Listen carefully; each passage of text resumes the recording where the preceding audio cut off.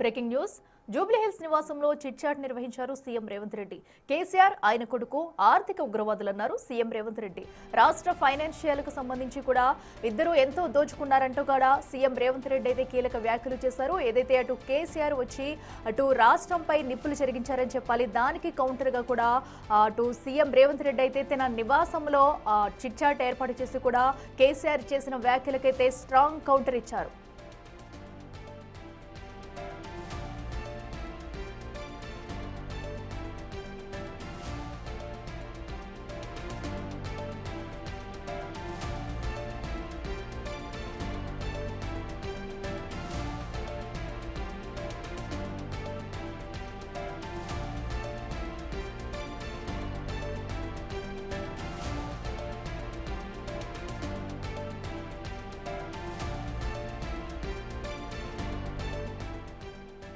జూబ్లీహిల్స్ నివాసంలో చిట్చాట్ నిర్వహించారు సీఎం రేవంత్ రెడ్డి. కేసీఆర్ ఆయన కొడుకు ఆర్థిక ఉగ్రవాదులన్నారు సీఎం రేవంత్ రెడ్డి.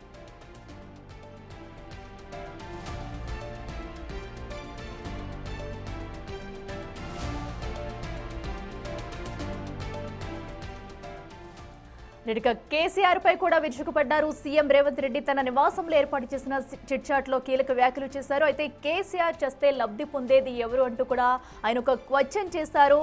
ఆయన కొడుకు కూడా ఉగ్రవాదులు లాంటివారు అంటూ కూడా హెచ్చరించిన ఘటన మనం చూస్తున్నాము. ఎందుకంటే అటు కేసీఆర్ చేస్తే 5,000 కోట్ల ఆస్తి హరీష్ సొంతమవుతుందంటూ తమ పార్టీలోనే తమకు పలు విభేదాలు ఉన్నాయంటూ కూడా చెప్పుకొచ్చారు. ఏదైతే అటు కేసీఆర్ పై అలాగే కేటీఆర్ పై కూడా తీవ్ర స్థాయిలో ధ్వజమిచ్చారు.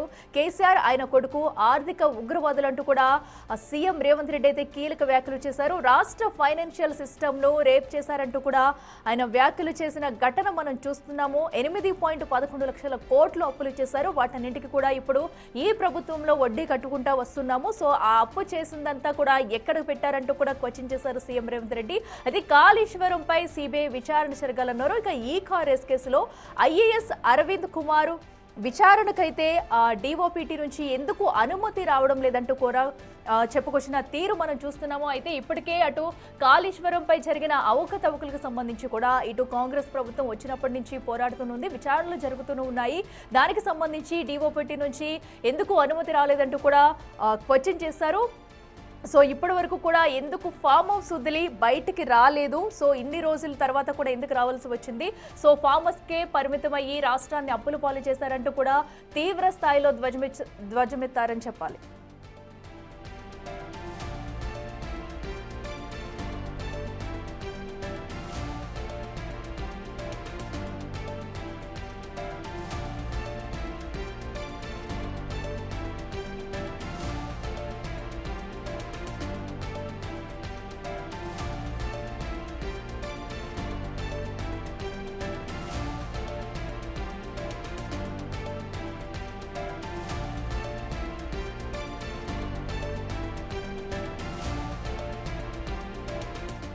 రెడ్డికి మరింత సమాచారం మా ప్రతినిధి వాసు అందిస్తారే. వాసు చెప్పండి, ఏదైతే అటు సీఎం రేవంత్ రెడ్డి చేసిన వ్యాఖ్యలు మనం చూస్తున్నామో, సో ఎందుకంటే అటు కేసీఆర్ కేటీఆర్ పై కూడా తీవ్ర స్థాయిలో ధ్వజమెత్తారని చెప్పుకోవాలి. సో వీటిని ఎలా చూడాలంటారు?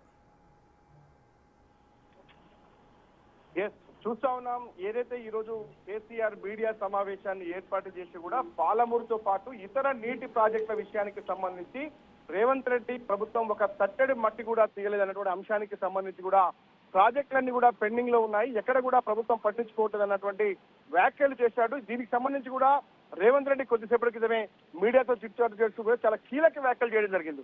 గతంలో పాలమూరు రంగారెడ్డి జిల్లాలకు సంబంధించి ఏదైతే ఎత్తిపోతల పథకానికి సంబంధించి కోర్టుల్లో కేసులు వేసింది హర్షవర్ధన్ రెడ్డి అనేటువంటి బీఆర్ఎస్ నేత కాదా, ఏదైతే నేషనల్ గ్రీన్ ట్రిబ్యునల్ తో పాటు కోర్టులలో కేసులు వేసి ఈరోజు అడ్డుకున్నది మీరు కాదా అనే అంశాన్ని కూడా చాలా స్పష్టం చేశారు. మరోపక్క రాష్ట్ర ఆర్థిక వ్యవస్థకు సంబంధించి కూడా 18,11,000 కోట్ల రూపాయల అప్పులు చేశారు. ఆ అప్పులకు సంబంధించి వడ్డీలు చేసి అసలు మిక్తీలు కడుతున్న పరిస్థితి రాష్ట్రానికి ఏర్పడ్డది.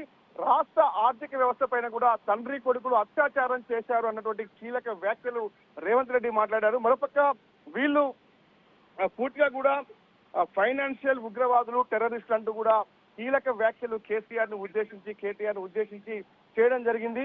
ఎందుకంటే కాళేశ్వరం ప్రాజెక్టు మొదలుకొని కూడా మిగతా ప్రాజెక్టులు గతంలో ఏపీకి అత్యధికంగా నీళ్లు తరలి వెళ్లిన నేపథ్యానికి సంబంధించి చూసినట్టయితే గత 11 ఏళ్లలో చూసినట్టయితే పూర్తిగా కూడా ఇటు కృష్ణా నుంచి కావచ్చు ఇతర ఏదైతే నీటిని తరలించిన అంశానికి సంబంధించి కూడా ఎక్కడ కూడా తెలంగాణ వాటాను కృష్ణాలో సంబంధించి కూడా 36% సంతకం పెట్టింది నువ్వు కాదా, 64% నీళ్లు తరలించిన అంశానికి సంబంధించిన సంతకం పెట్టినటువంటి వ్యక్తి తెలంగాణకు పాలమూరుకు కృష్ణాకు సంబంధించిన అన్యాయం చేసింది కేవలం కేసీఆరే, రైతులకు ద్రోహం చేసింది కేసీఆర్ మాత్రమే అంటూ కూడా ఆయన చాలా స్పష్టం చేశారు. ఇచ్చాపురం నుంచి కూడా ఇటు చూస్తే శ్రీకాళహస్తి వరకు కూడా నీళ్లను తీసుకోవమని చెప్పింది నేనే అంటూ చూస్తే శ్రీకాళహస్తి వరకు కూడా నీళ్లను తీసుకోవమని చెప్పింది నేనే అంటూ కూడా ఏదైతే గతంలో కేసీఆర్ అసెంబ్లీ వేదికగా మాట్లాడారో ఆ యొక్క వీడియో టేప్ను కూడా మీడియాకు చూపించారు. చూడండి అసలు స్వరూపం కేసీఆర్కి సంబంధించి ఇది అంటూ కూడా మీడియాకు కూడా ఆయన చూపడం జరిగింది. అంటే మీడియాతో చిట్చాట్ చేస్తున్న నేపథ్యంలో కూడా ఆయన తీవ్ర ఆవేశం ఆక్రోశం కూడా వెళ్ళగక్కారు కేసీఆర్ పైన. ఎందుకంటే వరుసగా జరిగినటువంటి బై ఎలక్షన్లు జూబ్లీహిల్స్ కావచ్చు, కంటోన్మెంట్ కావచ్చు, అంతకుముందు జరిగినటువంటి ఎంపీ ఎలక్షన్లు కావచ్చు, అసెంబ్లీ ఎన్నికల్లోనే ప్రజలు కర్రుగాల్చి వాత పెడితే ఆయన తిరిగి మళ్ళీ ఈ సర్పంచ్ ఎన్నికల్లో ఓడిపోయిన నేపథ్యానికి సంబంధించిన కావచ్చు వరుస అపజయాలు ఎదురవుతున్న నేపథ్యంలో ఆ అక్కసునంతా కూడా కేసీఆర్ ఈరోజు వెళ్ళగక్కాడంటూ కూడా రేవంత్ రెడ్డి కీలక వ్యాఖ్యలు చేశారు.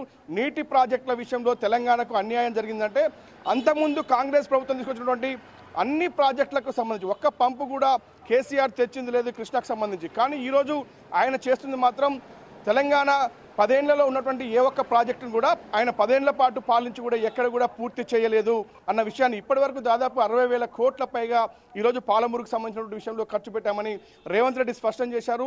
అవసరమైతే రేపు అసెంబ్లీలో అంటే రేపు జనవరి 2 నుంచి అసెంబ్లీ సమావేశాలు ఏర్పాటు చేస్తాం, నువ్వు ప్రతిపక్ష నేతగా అసెంబ్లీకి రా, ముఖాముఖి చర్చిద్దాం, ఖచ్చితంగా నీళ్లు నిజాలపైన చర్చించుకుందాం, ఆ చర్చకు సంబంధించి నువ్వు సిద్ధమైతే రావాలి, లెక్కలతో సహా నేను సిద్ధంగా ఉన్నానని కూడా రేవంత్ రెడ్డి చాలా స్పష్టంగా కేసీఆర్కు సవాల్ చేశారు. ఖచ్చితంగా కూడా మీరు అసెంబ్లీకి రావాలంటూ కూడా ఆయన ఇచ్చారు. మీరు ఒక సీనియర్గా ఉన్నారు, మీకు ఎవరైనా మా సభ్యులు ఎవరైనా మిమ్మల్ని అగౌరవపరిచినా నేను ఖచ్చితంగా కూడా బాధ్యత వహిస్తాను, ఎలాంటి ఎవరు కూడా నిన్ను కించపరచరు, ఖచ్చితంగా కూడా నేను హామీ ఇస్తున్నాను, మీరు అసెంబ్లీకి రండి, మీరు సీనియర్గా ఉన్నారు, సలహాలు ఇవ్వండి, ఖచ్చితంగా ప్రభుత్వం స్వీకరిస్తుంది. కానీ ఇలా తప్పించుకొని పోతున్నావంటే గతంలో మీరు చేసినటువంటి తప్పిదాలు ఎక్కడ బయటపడతాయనే ఉద్దేశంతో అసెంబ్లీకి రాకుండా మీరు ఈరోజు తప్పించుకొని తిరుగుతున్నారన్న అంశానికి సంబంధించి కూడా రేవంత్ రెడ్డి అయితే కీలక వ్యాఖ్యలు చేశారు. ఒక ఆర్థిక ఉగ్రవాది కేటీఆర్తో పాటు కేసీఆర్ అంటూ కూడా వ్యాఖ్యానించారు. రాష్ట్ర ఆర్థిక వ్యవస్థ పైన అత్యాచారం, రేప్ చేశారు వీళ్ళంటూ కూడా ఆయన ఒక కీలకమైన వ్యాఖ్యలు అయితే ప్రస్తుతం మీద రేవంత్ రెడ్డి చేసినటువంటి పరిస్థితి కనిపిస్తోంది. ఎలాంటి అప్పుల విషయంలో కావచ్చు, నీళ్ల నిజాల విషయంలో కావచ్చు, రాష్ట్రంలో ఉన్నటువంటి అన్ని సమస్యలపైన కూడా చర్చించుకుందాం.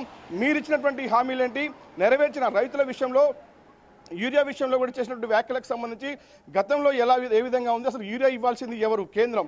అయితే ఇంకో మరోపక్క సిబిఐ కేసులకు సంబంధించి కాళేశ్వరం పైన ఇప్పటికే ప్రభుత్వం దర్యాప్తుకు ఆదేశిస్తే ఎందుకు క్లియరెన్స్ రావడం లేదు.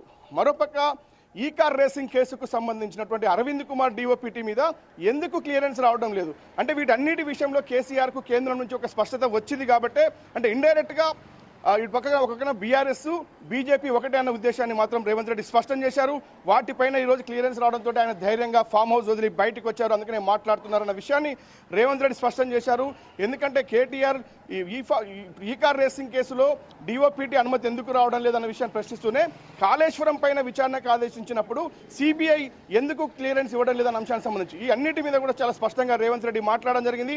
కేసీఆర్ వ్యాఖ్యలకు సంబంధించినటువంటి అంశం పైన కూడా అసెంబ్లీలో ప్రతి చర్చ అవసరమైతే కృష్ణా సంబంధించినటువంటి 2 రోజులు, గోదావరి సంబంధించినటువంటి 2 రోజులు వాటిపైన సంబంధించినటువంటి ప్రాజెక్టులపైన చర్చించడానికి సిద్ధంగా ఉన్నానని కూడా రేవంత్ రెడ్డి ఆయన ఓపెన్ ఛాలెంజ్ విసురుతున్నానని చెప్పారు. మరి చూడాలి కేసీఆర్ మరి దీనిపైన స్పందిస్తారా, అసెంబ్లీకి వస్తారనే విషయం చూడాలి. అసెంబ్లీకి వస్తే ఖచ్చితంగా ప్రతి అంశానికి ప్రతి విషయానికి సమాధానం చెప్తాం. అప్పుల విషయంలో కావచ్చు, నీళ్లు నిజాల విషయంలో కావచ్చు, ఖచ్చితంగా క్లారిటీగా ఉన్నామని మాత్రం ఆయన స్పష్టం చేస్తున్నారు. కాకపోతే కొన్ని కీలక వ్యాఖ్యలు చేయడం జరిగింది. 8 లక్షల కోట్లకు పైగా రాష్ట్రాన్ని అప్పుల పాలు చేసినటువంటి వీళ్ళ అవినీతికి సంబంధించి మొత్తం 4 రకాల అప్పులు వాళ్ళు రాష్ట్రం పైన తేవడం జరిగింది. దీంట్లో కోట్ల రూపాయల అవినీతి జరిగింది. ప్రతి అంశానికి సంబంధించి కూడా చర్చించడానికి మేము సిద్ధంగా ఉన్నాం.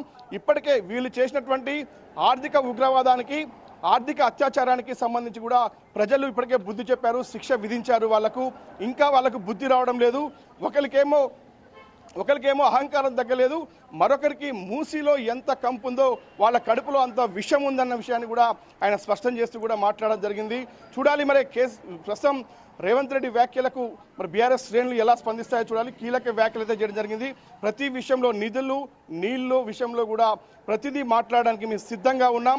గతంలో ఆంధ్రకు నీళ్లు తీసుకెళ్లమని, రాయలసీమకు నీళ్లు తీసుకెళ్లమని మాజీ సీఎం జగన్మోహన్ రెడ్డితో కూడా ములాఖాత్ అయిన విషయానికి సంబంధించి కూడా రాయలసీమకు నీళ్లు తరలించే విషయం, శ్రీశైలానికి సంబంధించినటువంటి కృష్ణా నీటిని జూరాల దగ్గర అడ్డుకోవాల్సినటువంటి వాటిని శ్రీశైలం తరలించింది ఎవరు అన్న అంశాలు అంటే అనేక రకాలుగా గోదావరి కృష్ణా నీళ్ల వాటాలకు సంబంధించిన విషయంలో కూడా మొదటగా సంతకాలు చేసింది, మొదటగా తప్పు చేసింది, నీళ్లు తరలించుకొని పొమ్మని చెప్పింది కేవలం కేసీఆర్ తప్ప తెలంగాణ రైతులకు తెలంగాణ ప్రాజెక్టులకు అన్యాయం చేసింది కేవలం కేసీఆర్ అంటూ కూడా తీవ్ర స్థాయిలో కూడా రేవంత్ రెడ్డి మండిపెట్టేటువంటి పరిస్థితి. మరి చూడాలి దీనిపైన రేపు ఎలా స్పందిస్తారో. ఆయన చిట్చాట్ చేస్తూ కూడా తీవ్ర పదజాలంతో కూడా వ్యాఖ్యానించాడు. రేపిస్టులు ఉగ్రవాదులు అంటూ కూడా రేవంత్ రెడ్డి అయితే మీడియా చిట్చాట్లో మాట్లాడడం జరిగింది. Right Vasu, thank you.